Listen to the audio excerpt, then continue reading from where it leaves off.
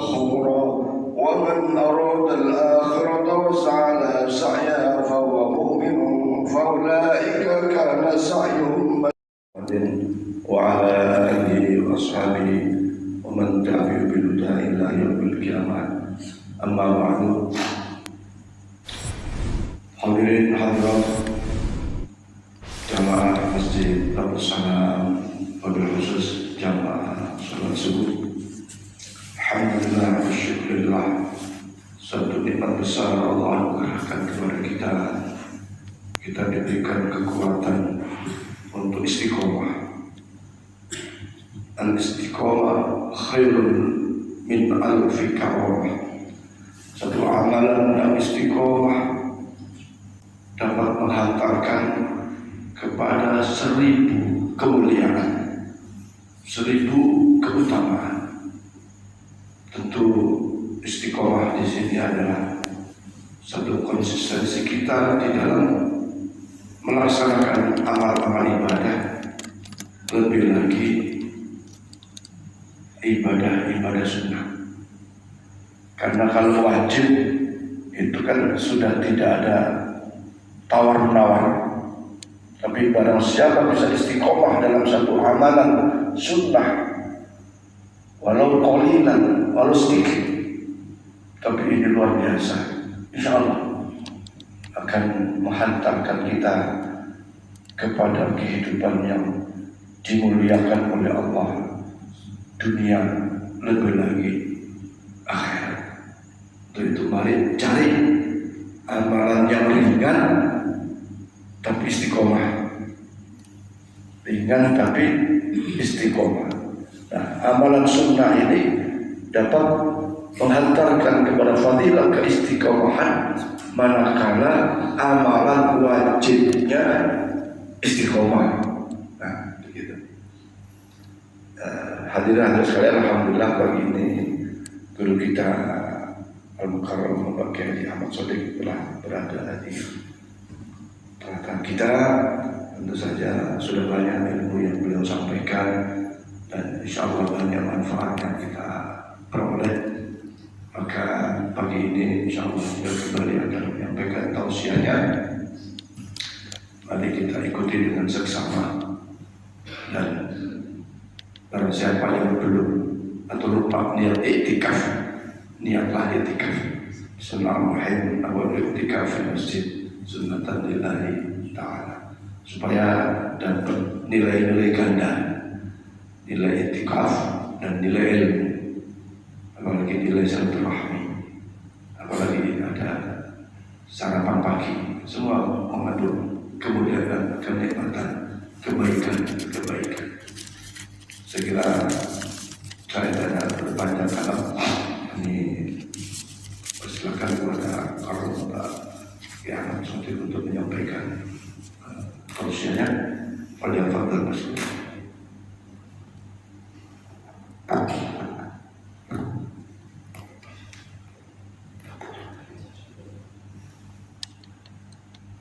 Assalamualaikum warahmatullahi wabarakatuh.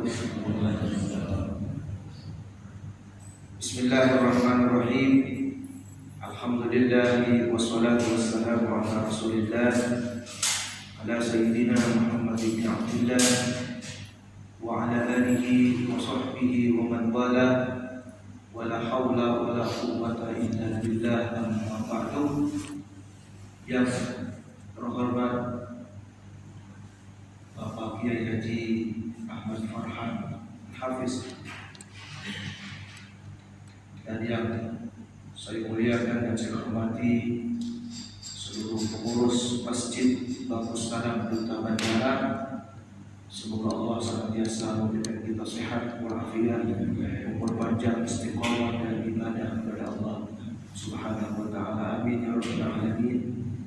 Dan yang saya hormati dan saya muliakan seluruh jamaah salat subuh di Masjid Darussalam, yang senantiasa diberi oleh Allah sehat walafiat dan istiqomah dalam ibadah.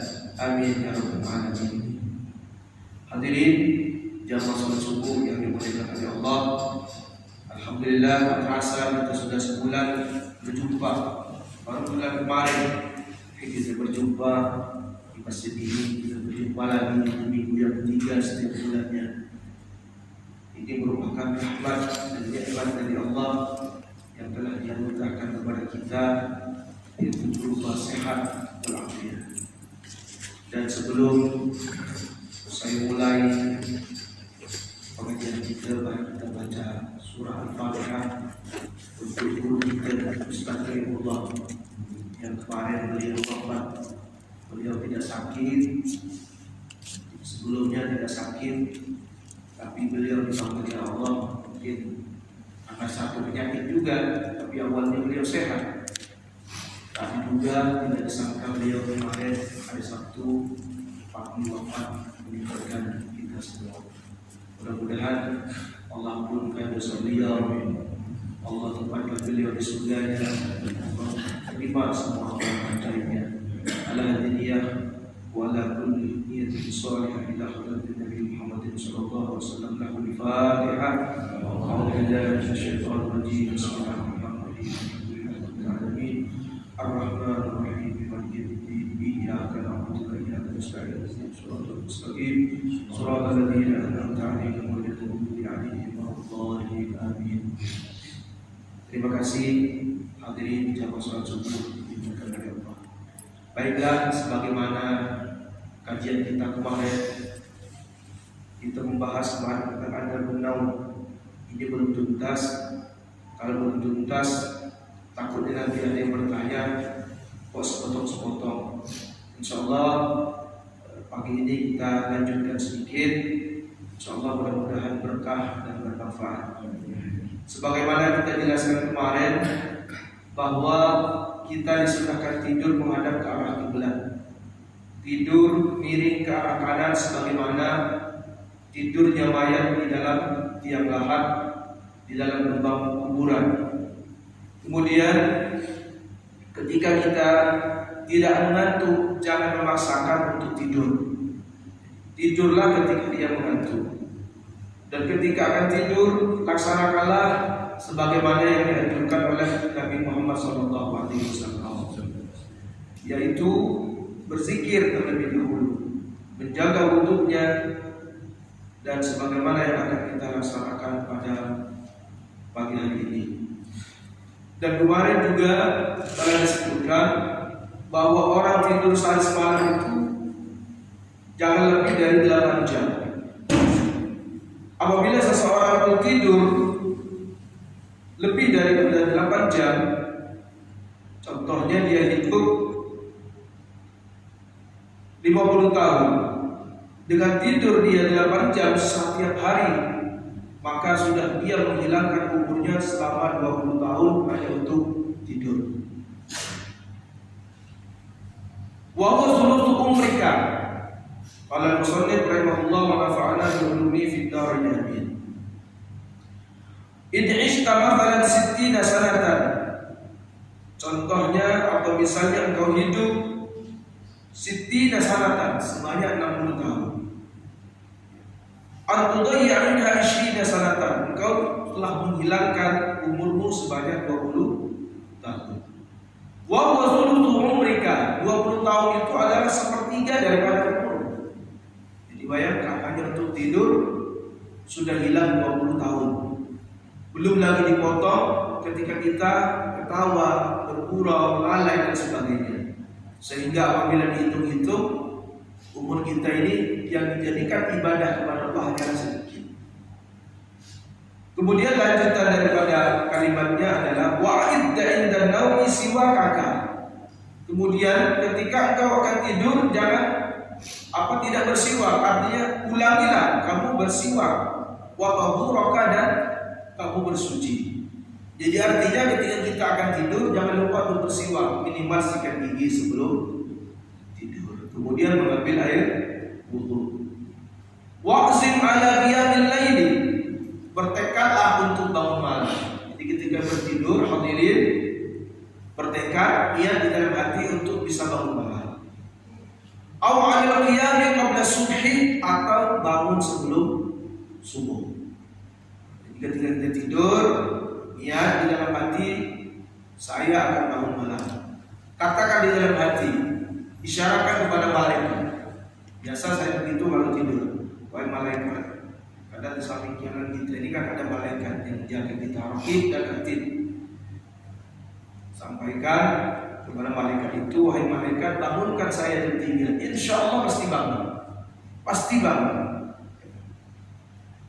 Dan itu yang biasa terjadi. Kemudian atau minimal ketika tidak bangun malam, usahakan bangun sebelum subuh. Wa raka'atani fi jawfil laili, 2 rakaat yang dilakukan di tengah malam, kanzun, merupakan harta kekayaan, min kunuzil birri, daripada kekayaan kemuliaan atau kebaikan. Jadi kita bangun tengah malam, sholat 2 rakaat tahajud atau sholat hajat, ini merupakan kekayaan yang luar biasa dari Allah. Karena tidak semua orang bisa memilikinya dan melakukannya. Jadi orang yang bisa bangun malam itu orang-orang pilihan dari Allah Subhanahu wa taala. Fastakthir min kunuzika, maka perbanyaklah kekayaanmu, liyawmi fakrika, untuk menghadapi masa kemiskinanmu atau masa kefakiranmu, atau di hari kefakiranmu. Kapan hari kefakiran itu? Ketika kita sudah wafat. Karena tidak ada lagi amal perbuatan yang bisa kita lakukan. Amal perbuatan yang kita nikmati ketika kita bisa hidup di dunia, itulah amal-amal kita yang akan kita nikmati ketika kita sudah tidak berdaya. Kalau sudah di alam kubur, manusia tidak berdaya. Kemudian menginjak ke hari akhirat, di mana itu adalah merupakan perjalanan yang sangat panjang, yang tidak ada awalannya, yang tidak ada akhiratnya, sangat panjang, dan begitu panjangnya tidak bisa diukur dengan akal. Di saat itulah kita butuh amal. Kapan kita membangun amal yang kita nikmati untuk hidup selama-lamanya itu? Yang kita hidup ini, melakukan sholat 2 rakaat, itu yang akan kita nikmati. Falan yughni anka kunuzud dunya idza mutta, maka tidak ada gunanya bagimu harta kekayaan dunia kalau sudah meninggal dunia. Kalau sudah meninggal dunia, kata Imam Al-Ghazali, tidak ada lagi harta kekayaan kita. Apa yang kita miliki tidak ada. Tidak ada gunanya. Kalau sudah meninggal dunia, tidak ada gunanya harta kekayaan dunia. Wa qul inda naumika bismika rabbi wada'tu jambi, dan bacalah ketika kamu tidur, bismika rabbi, dengan menyebut namamu, wahai Tuhanku, wada'tu jambi, aku letakkan lambungku, wa bismika arfa'u, dan dengan namamu arfa'u, aku mengangkatnya. Jadi ketika kita tidur itu membaca bismika rabbi wada'tu jambi wa bismika arfa'u, dengan namamu, dengan menyebut namamu, wahai Tuhanku, wada'tu jambi, aku letakkan lambungku, dan dengan menyebut namamu aku mengangkatnya. Artinya kita tidur itu, bapak-bapak, ibu-ibu yang dimuliakan oleh Allah, tidur itu karena Allah. Biarkan semua karena Allah. Faghfirli dzambi, maka ampunkanlah dosa-dosaku. Allahumma qini adzabaka, ya Allah, selamatkanlah aku daripada siksa. Yauma tab'atsu ibadaka, di hari engkau bangkitkan hamba-hambamu. Ini doa kita ketika akan tidur. Allahumma bismika ahya wa amut, ya Allah, dengan menyebut namamu ahya, aku hidup, wa amutu, dan aku mati. Jadi orang mau tidur itu bukan kemana-mana. Jadi bacanya ada bismika Allahumma ahya wa bismika amut. Jadi meninggal, sebagaimana dikatakan kemarin bahwa orang yang tidur itu seperti orang mati. Jadi kita ini mau mati. Bismika Allahu ahya wa bismika amut, tidak ada. Wa bismika anam, tidak. Wa bismika anam, tidak ada. Tapi wa bismika amut, dengan menyebut namamu aku mati. A'udzu bika, aku berlindung kepadamu. Allahumma min syarri kulli syarri, ya Allah, aku berlindung kepadamu dari keburukan setiap makhluk yang memiliki keburukan. Wa min syarri kulli dabbatin anta akhidun bi nasiyatiha.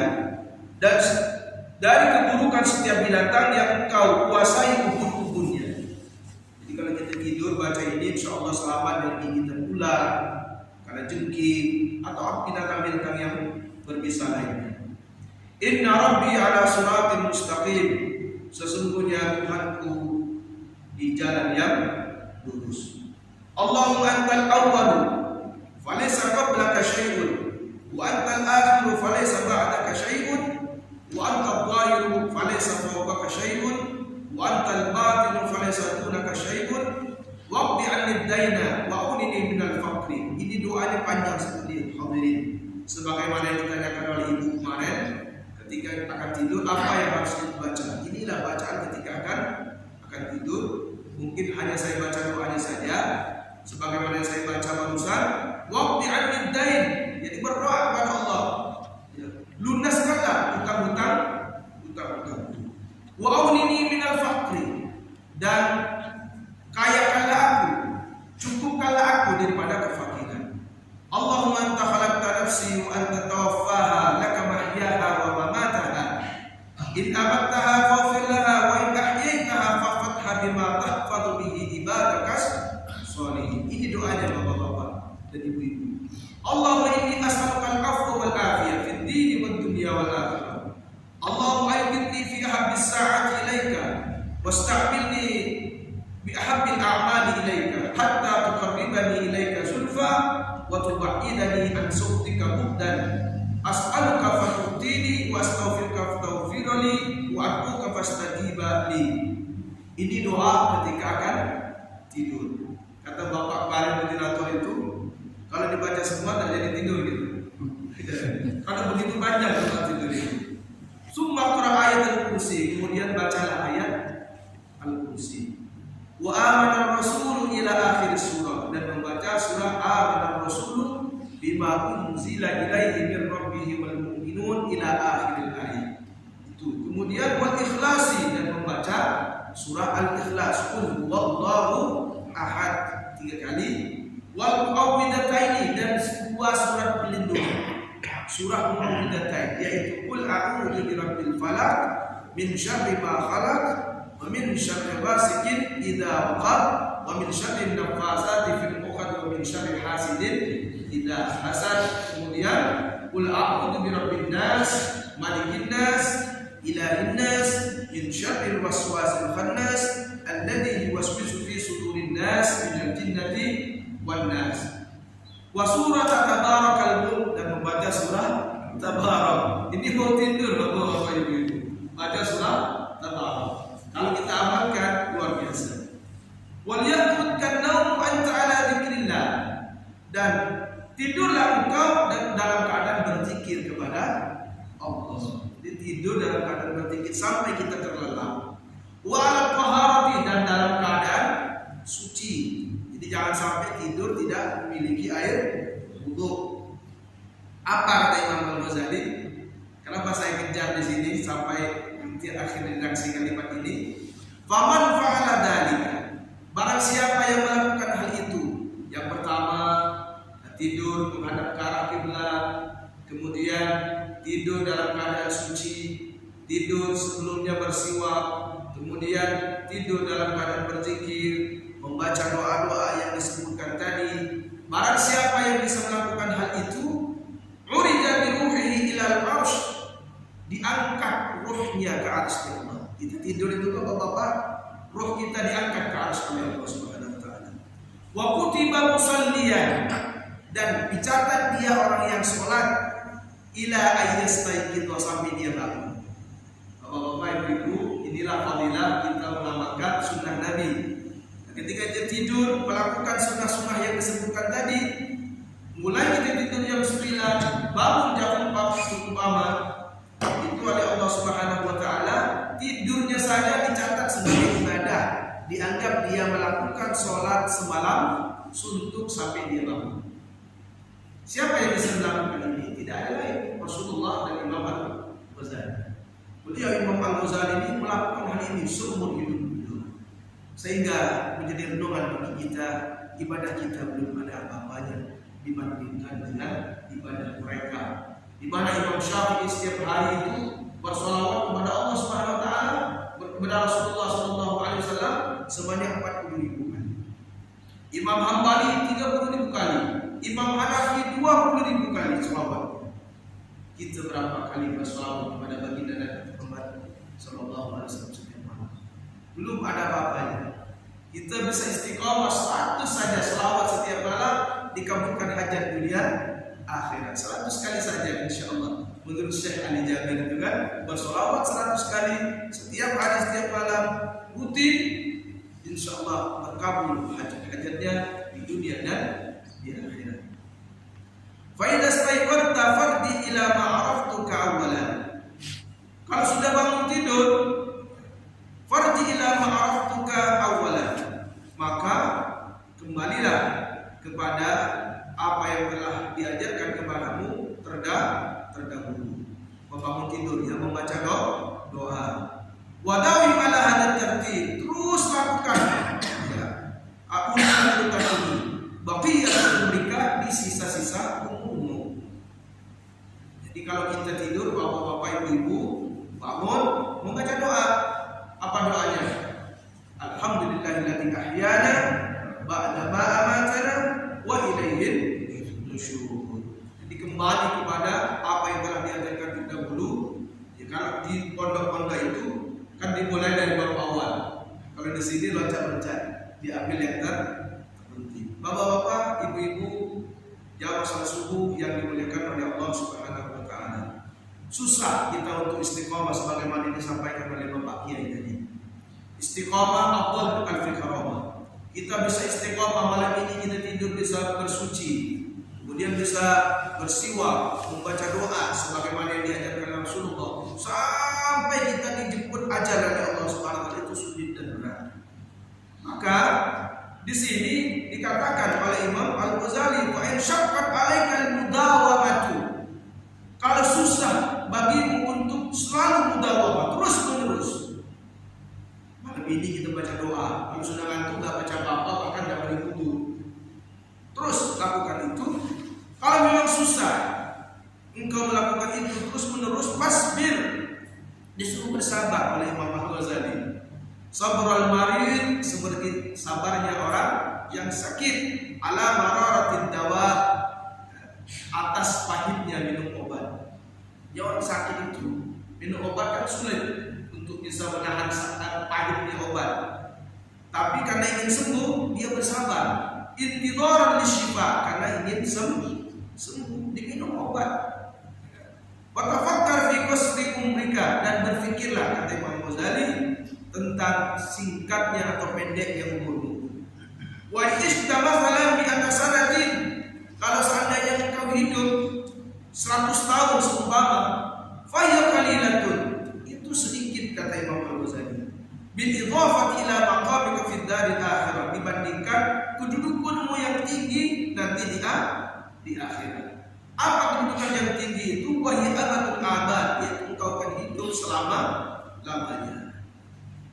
Inilah bapak-bapak, ibu-ibu. Oleh karena itu kita sabar 50 tahun, tapi bisa dinikmati hidup seumur umurnya nanti di akhirat. Sedangkan di akhirat itu tidak ada lagi orang meninggal dunia. Dia akan terus hidup. Yang masuk surga akan terus hidup. Yang masuk neraka pun akan selamanya hidup. Oleh karena itu tidak ada lain. Saat inilah kita menabung amal-amal itu. Mari kita sering-sering bersilaturahim kepada Allah Subhanahu wa taala agar banyak pahala kita. Silaturahim kepada Allah Subhanahu wa taala kapan? 5 waktu sehari semalam. 5 waktu sehari semalam ini kita silaturahim kepada Allah. Mulai dari salat subuh. Salat subuh ini merupakan silaturahim yang paling afdal. Barang siapa yang melakukan salat subuh berjamaah di masjid, Allah jamin kehidupannya, rezekinya Allah jamin, keselamatannya Allah jamin, insyaallah selamat. Seandainya wafat pada hari itu dan dia melakukan salat subuh berjamaah, insyaallah mati wafat dalam keadaan husnul khatimah dan akan masuk surga, insyaallah. Jadi ya, marilah kita selalu bersilaturahim kepada Allah Subhanahu wa taala. yaitu dengan menunaikan sholat di masjid selama 5 waktu, mulai zuhur, asar, maghrib, isya, dan subuh. Dan jangan lupa, kata Imam Ghazali, ketika kita bersilaturahim ke masjid Allah beda bersilaturahim ke rumah kita. Bersilaturahim ke rumah Allah, mulai kita keluar dari rumah itu Bapak baca doa. Keluar dari rumah kita ucapkan doa. Apa doanya? Bismillahirrahmanirrahim. Tawakkaltu 'ala Allah wala haula wala quwwata illa billahil aliyyil azim. Kemudian berangkat dari rumah menuju masjid, Bapak-bapak yang dimuliakan oleh Allah. Apa kata Imam Ghazali? Berjalanlah perlahan-lahan. Kemudian berjalanlah dengan tenang. Jangan berlari atau tergesa-gesa apalagi seperti kita mengejar layang-layang. Jangan. Berjalanlah dengan perlahan dan dengan tenang sambil baca doa. Pernahkah kita ketika berangkat dari rumah berangkat ke masjid baca doa? Kan? Jarang kita lakukan itu. Termasuk saya sebelum tahun dulu tidak pernah baca doa. Kita keluar dari rumah menuju masjid itu ada doanya bapak-bapak ibu-ibu yang dimuliakan oleh Allah. Apa doanya? Doanya adalah Bismillahirrahmanirrahim. Allah wa bihaqqis sa'ilin 'alaika wa bihaqqir raghibina ilaika wa bihaqqi mamsyaya hadha ilaika fa inni lam akhud ashirran wala bataran wala riya'an wala sum'atan fa inni kharajtu ittiqa'a suhtika wa ibtigha'a mardatika fa ankitni minan nari waghfir li dhunubi fa innahu la yaghfiru dhunuba illa anta. Ini doanya bapak-bapak ibu-ibu. Apa artinya? Allahumma bihaqqis sa'ilin 'alaika, ya Allah, dengan kebenaran orang-orang yang meminta kepadamu, dengan suara-suara orang yang memohon kepadamu, dan dengan suara-suara orang yang mencintai dirimu, dan dengan jalanku ini menuju rumahmu, ya Allah. Fa inni lam akhud ashirran, aku keluar dari rumahku menuju masjid. Ashirran tidak untuk berbuat kejahatan. Jadi kita keluar itu bukan untuk berbuat jahat. Wala bataran atau berbuat sombong. Wala riya'an atau ingin dipuji. Wala sum'atan atau karena ingin didengar oleh orang lain. Bal kharajtu, akan tetapi aku keluar ittiqa'a suhtika, aku takut terhadap murkamu, ya Allah. Wabtiwa mardatika, dan aku mengharap keridhaanmu, ya Allah. Fa'angkitni minan nar, maka selamatkan aku dari api neraka. Waghfir dhunubi, ampunkan dosa-dosaku, ya Allah. Fa innahu la yaghfiru dhunuba illa anta, karena tidak ada yang dapat mengampunkan dosa kecuali Engkau. Ini doa kita berangkat ke masjid. Lalu sudah sampai di masjid, disuruh berdoa lagi, ya kan? Masuk kaki kanan, doanya Allahumma firli dhunubi waftahli abwaba rahmatik. Nah, masuk masjid ini ada aturannya masuk masjid. Setelah itu apakah boleh duduk atau tidak, Pak Ustaz? Kata Rasulullah, ketika engkau berada dalam masjid, jangan sampai duduk sebelum melakukan sholat sunnah 2 rakaat. Sholat dulu 2 rakaat tahiyatul masjid. Kalau sudah sholat sunnah tahiyatul masjid, duduklah. Jangan lupa dari i'tikaf, sebagaimana disampaikan oleh Pak Kiai, nawaitul i'tikaf fi hadzal masjid lillahi ta'ala. Insyaallah untuk kita tidak ada membaca apa-apa, dianggap beribadah kepada Allah Subhanahu wa taala. Ini adab ketika kita bertamu bersilaturahim ke rumah Allah Subhanahu wa taala. Kalau kita bertamu ke rumah sesama muslim, ketoklah pintu, ucapkanlah salam. Assalamualaikum warahmatullahi wabarakatuh. Kalau sudah masuk, jangan duduk. Kalau sebelum dipersilakan duduk. Ini kan aturan masuk rumah orang. Kalau sudah silakan duduk Pak, harus duduk. Kalau tidak dipersilakan duduk, jangan kita duduk. Kemudian setelah duduk, apa dalam aturan kita bersilaturahim? Jangan pandangan kita ke sana kemari. Jangan dilalatan ketika masuk ke rumah orang. Jaga pandangan kita, duduk. Jangan lihat pelapor. Ditanya kursi bapak enggak, dan kursi bapak di bapak boleh Pak. Ini tidak layak ketika masuk ke rumah orang. Dia di dapur dan sebagainya. Maka ketika kita bertamu di rumah orang itu, duduklah di tempat duduk yang kiranya menghadap ke arah pintu luar. Nanti tuan rumah yang duduk dari arah pintu menuju ke rumah dapur.